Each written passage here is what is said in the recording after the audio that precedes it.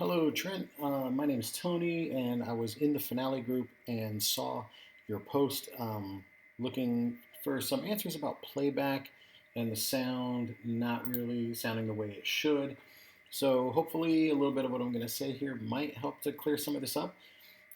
Forgive me if I speak in generalities or if there's stuff you already know. I'm just going to assume that. Um, Anything that I might be talking about, you might not be aware of because I've been using this program for 20 years and there's still stuff I'm not aware of. So, anyway, hopefully it's helpful. So, if I understand correctly, you're writing some marching battery percussion parts, which is also my kind of main specialty. I do marching band, percussion ensemble. Um, and your playback is sounding kind of funky. So, what I did was I opened up a new document and I threw this together quickly. Just a quick little blurb, and this is sort of the sound that defaults, which, like you were saying, like dropping metal on a roof or something. So here's the playback we get right now,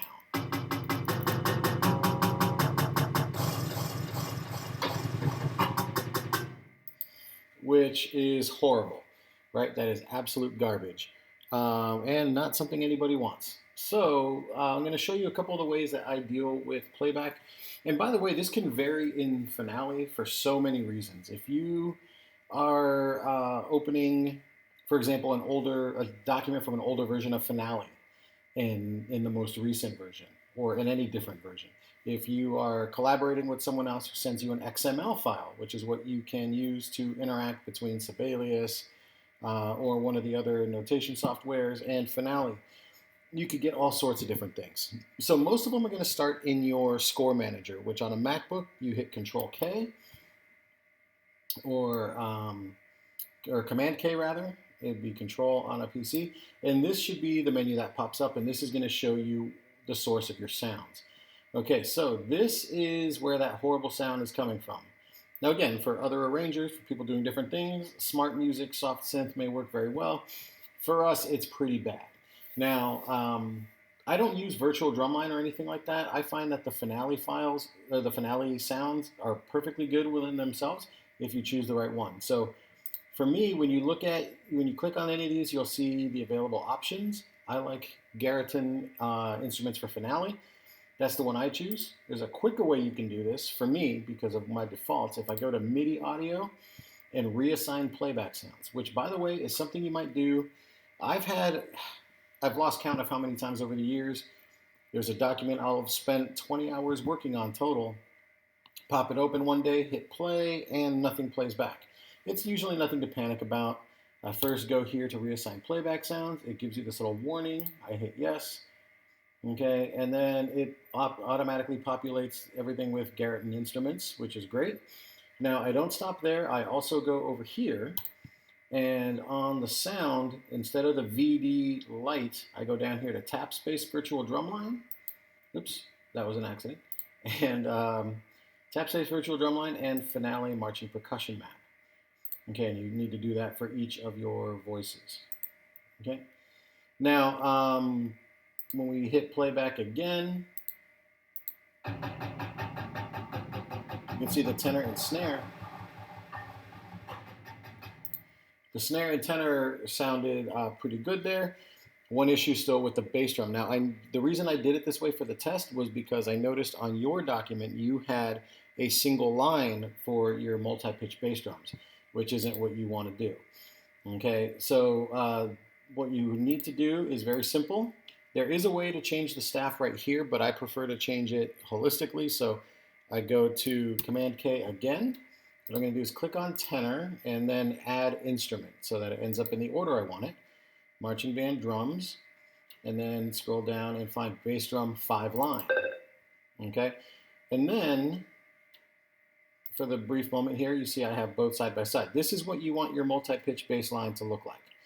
Okay, so what I'm going to do just to sort of demonstrate how quickly this fixes it is I'm going to select this music here, copy, and then delete that so that's not in our way. Then I'm going to come up here and paste it into the 5-line bass drum version. And then we're going to give our playback another go.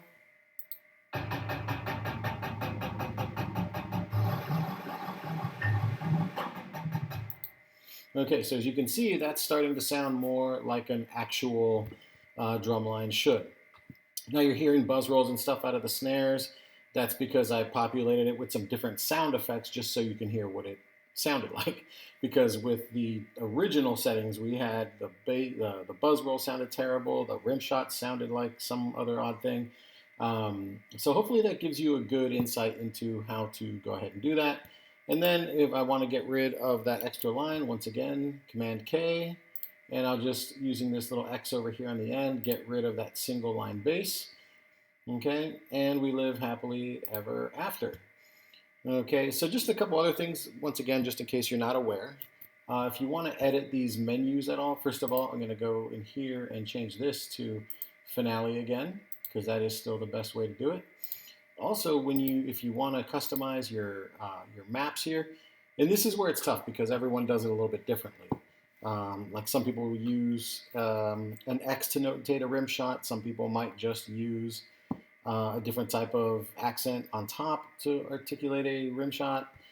Same thing with bass drum. So anytime you want to mess with that, you would click on the voice you want, go down here to settings, and then in this menu, select the section you want and edit. And this tells you what you've got. Okay. So when I'm writing an actual document, most of the time I'm writing for 4 or 5 bass drums because I write for small or average size high schools. I'll usually end up getting rid of some things here. I always get rid of the specific left hand stroke because it's just in the way. It's just not needed. And then I'll add other things like, for example, in this default menu, they don't include rim knocks for bass drums. So I would go here, I would hit plus. This brings up a new staff position. So I would go over here under bass drum unison, which hopefully, actually I'm not sure if you can see that. Can I move it? Okay, good, I can. Go to bass drum, unison rims, and then I can select the note head I want. I like to use an X for that. So I'll select the X, hit OK, and now that is a part of my repertoire. Okay, so again, you get the idea. I just wanted to throw that in there just in case also. And that, because that obviously has a huge effect on playback. So if you didn't know how to add a rim and you had rims written, you wouldn't be able to hear them, even if you could notate them and change the note head and go through all those motions. So anyway, hopefully this has been helpful. Please let me know if you have any other questions. Feel free to shoot me a PM. Anyway, good luck. Hope the rest of your writing goes well.